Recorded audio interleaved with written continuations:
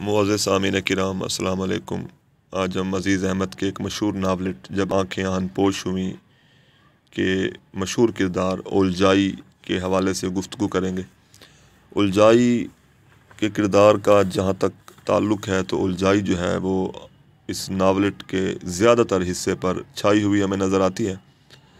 اس وحشیانہ اور جابرانہ ماحول میں اس کا حسن، سوز و گداز اور محبت بھرا دل عجیب قسم کی کیفیات پیدا کرنے کا باعث بنتا ہے۔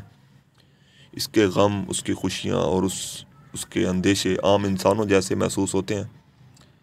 مصنف ایک طرف اولجائی کا یہ رخ پیش کرتا ہے تو دوسری طرف اس کے وجود سے ناولٹ کو رزمیہ قسم کی داستان بناتا ہے اور انسانوں کے مادی وجود کا بڑی شدت سے احساس دلاتا ہے۔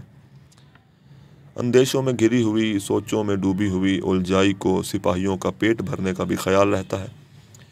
ناولٹ کے دو کردار ایسے ہیں جو جنگلی جانوروں اور شکاریوں کی اس زمین میں توازن قائم کرتے ہیں۔ ایک کردار قاضی زین الدین کا ہے جبکہ دوسرا اولجائی کا کردار ہے۔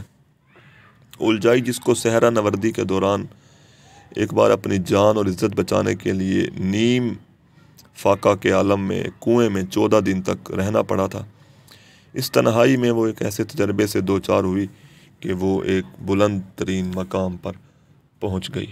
شکریہ۔